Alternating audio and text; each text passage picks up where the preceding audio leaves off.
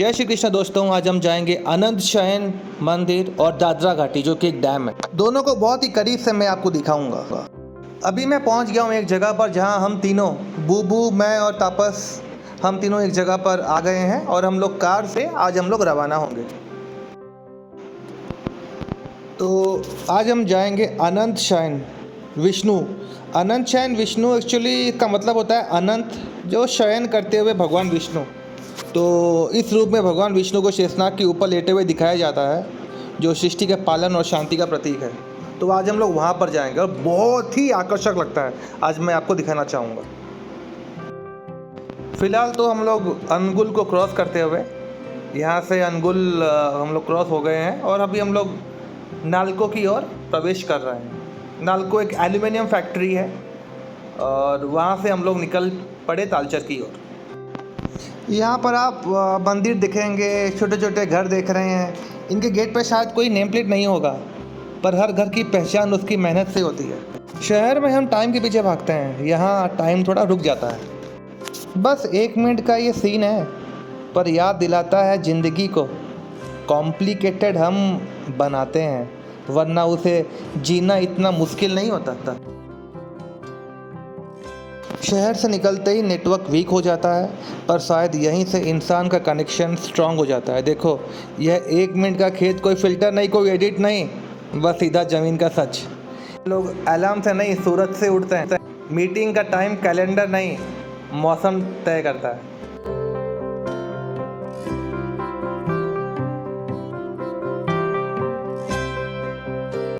Anyway, अभी आप देखिए, अभी एनटीपीसी आने वाला है। एनटीपीसी के वजह से इंडिया में अराउंड 25 to 30% इलेक्ट्रिसिटी आती है। ये देखिए, मैं पास से नज़ारा आपको दिखा रहा हूँ। और अब तो ये और भी अपग्रेड हो गया है। जिसे होता ये पहले electricity only north east part of India में यहाँ से दी जाती थी। अब पूरे इंडिया को अराउंड 10 to 15% यहीं से दी जाती है।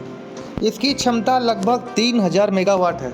यह संयंत्र बिजली बनने के लिए कुशल तकनीक का उपयोग करता है और लगभग सभी समय पर संचालन में रहता है। यहाँ से बिजली 6-7 स्टेट को जाता है। जैसे एग्जांपल उड़ीसा तो होता ही है, आंध्र प्रदेश, कर्नाटक, तेलंगाना, बिहार, पश्चिम बंगाल सभी को जाता है। अब चलो, अब एक ब्रिज आने वाला है, फिर वहाँ से हम लोग अनंत शयन मंदिर की ओर चलेंगे और हम सभी को भव्य मूर्ति को देखने को मिलेगा।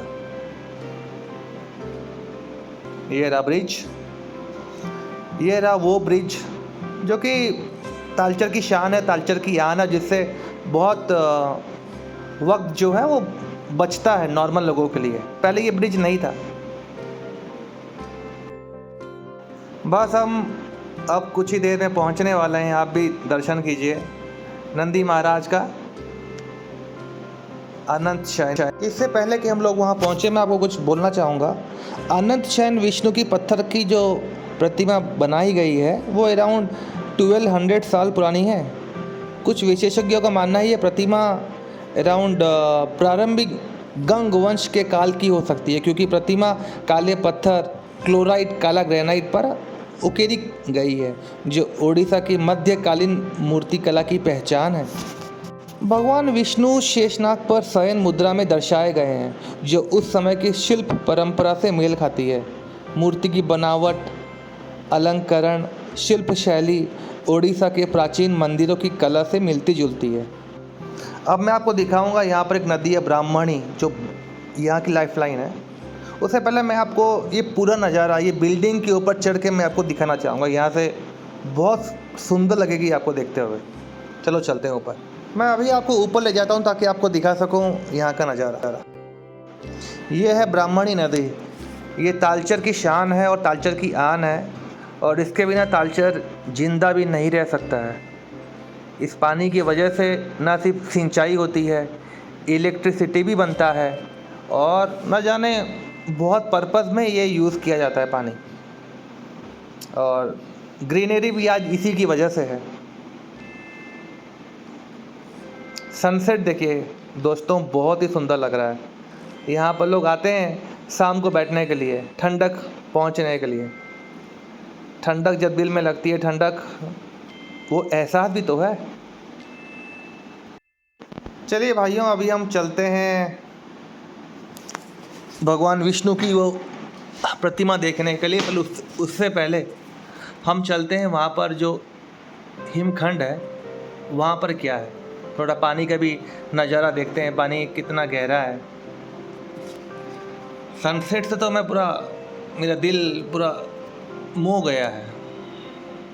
पानी देखिए कितना साफ़ है, साफ़ तो है ही लेकिन गहरा भी है। और एक बात, ये पत्थर में काई है, मतलब फिसलता है पाँव यहाँ पर। मैंने कोशिश किया था एक बार वहाँ पर, लेकिन ज़्यादा डेप्थ में नहीं गया।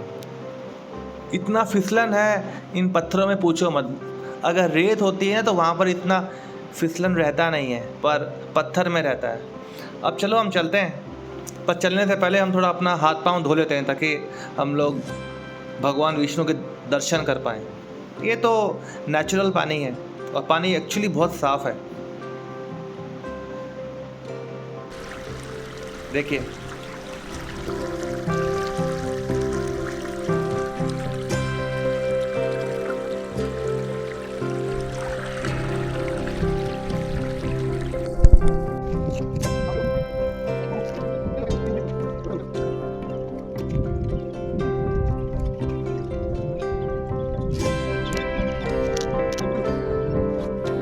अब चलिए, अभी हम चलते हैं 1200 साल पुराना अंकुरित भगवान विष्णु की वो प्रतिमा देखने के लिए, जो इंडिया में एक ही है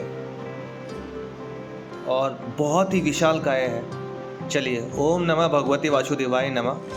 अब यहाँ से हम उनके दर्शन करते हैं। ये रहा उनका पाँव, ध्यान से देखिएगा।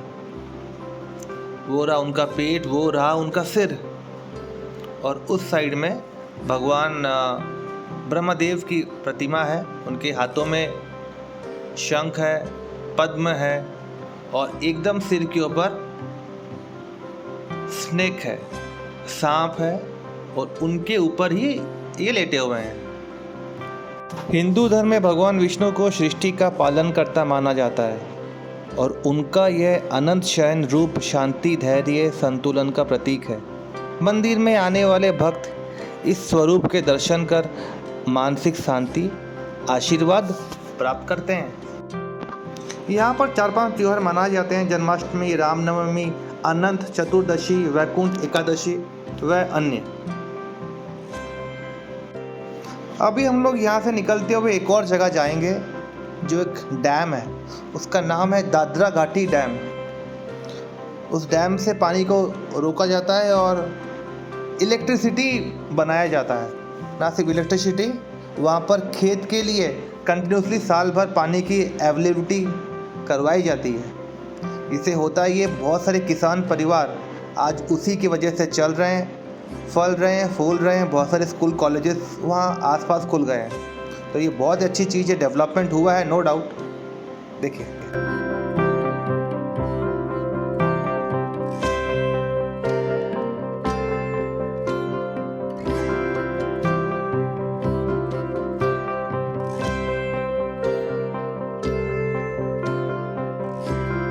अभी हम लोग दादरा घाटी डैम पहुंच चुके हैं। दादरा घाटी डैम केवल जल संरक्षण का साधन ही नहीं, बल्कि यह एक सुंदर पर्यटन स्थल भी बन चुका है। बरसात के समय जब डैम का पानी ओवरफ्लो होता है ना, तब यहाँ का दृश्य और भी आकर्षक और मनमोहक हो जाता है। आसपास की हरियाली, शांत वातावरण लोगों को अपनी ओर आकर्षित करता है। स्थानीय लोग तो यहाँ पिकनिक मनाने आते हैं और प्राकृतिक सुंदरता का आनंद लेते हैं। इसके अलावा ये डैम भूजल स्तर को बनाए रखने में मदद करता है। जब जलाशय का पानी जमा रहता है ना, तो आसपास के क्षेत्रों में पानी की स्तर संतुलित रहता है, जिससे कुओं, ट्यूबवेल में भी पानी उपलब्ध रहता है। अभी आप देख सकते हैं, देखिए कितना विशालकाय है। और पानी एक्चुअली बहुत बड़ा माउंटेन था और बीचों बीच काटा गया है ताकि नहर बन सके। और यहाँ पर एक डैम बना दिया गया है। अब क्योंकि वो ऊपर है और ये नीचे ऊपर है, तो यहाँ पर बारिश का पानी आके भी रुक जाता है और कुछ थोड़ा बहुत ब्राह्मणी का कुछ वाटर फ्लो यहाँ भी एक बहता है। अब मैं आपको दिखाना चाहूँगा साइड से। हम जब साइड में चल रहे थे भाई, मुझे इतना डर लग रहा था कि मैं नीचे ना गिर जाऊँ। एक्चुअली थोड़ा बहुत मुझे फोबिया है ऊपर से नीचे गिरने का, लेकिन देखिए सुंदरता इतनी है कि क्या करें, मैं अपने आप को रोक ही नहीं पा रहा हूँ। चलते रहो चलते रहो चलते रहो। पानी देखिए बहुत साफ़ है, माउंटेन्स है, और आपको दिखेगा नहीं लेकिन कुछ दूर लोग मछली का भी शिकार कर रहे हैं।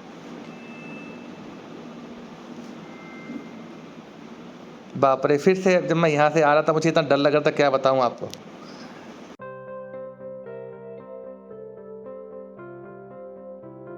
मैं आपको इसकी आवाज़ सुनाता हूँ, नीचे ही इसका पानी का बहाव, आप थोड़ा सुनिए।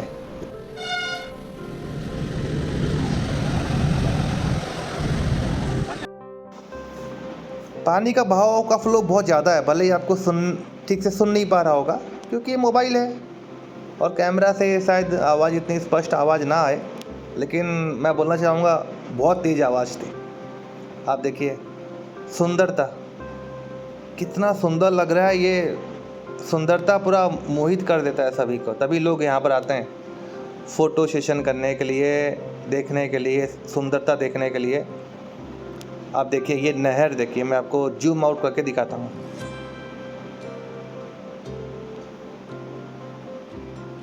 सुंदर है, पानी आ रहा है जा रहा है।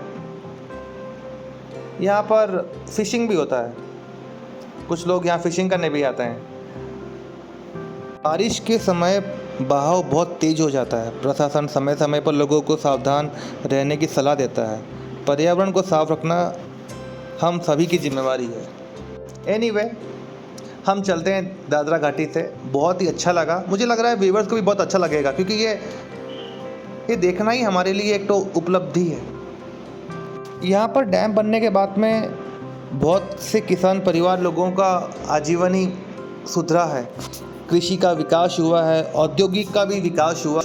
किसानों को साल में एक से अधिक फसल उगाने का अवसर मिला है, और क्योंकि पानी साल भर रहता है तो कृषि पानी के ऊपर डिपेंडेंट नहीं रहते हैं, जिससे होता यह है किसानों की आय बढ़ती है इससे, क्योंकि वो 2-3 बार अपना धान वगैरह उगा सकते। अब यहाँ पर पर्यटन की वजह से छोटे मोटे चाय नाश्ता की दुकान भी साइड में वगैरह में खुल जाती है।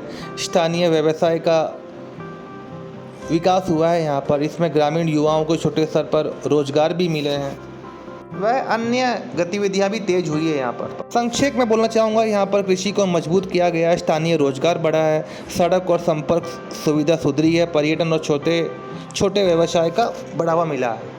दोस्तों, अगर आपको ये वीडियो अच्छा लगे तो सब्सक्राइब कीजिएगा, ताकि हमें मोटिवेट मिले और हम ऐसा वीडियो और भी बनाते रहें। हम आपको और भी ऐसी ऐसी जगह लेना चाहेंगे जो अभी तक कोई गया नहीं हो, या बहुत ही कम लोग वहाँ पर गए हों और आपको देखने का मौका मिलेगा।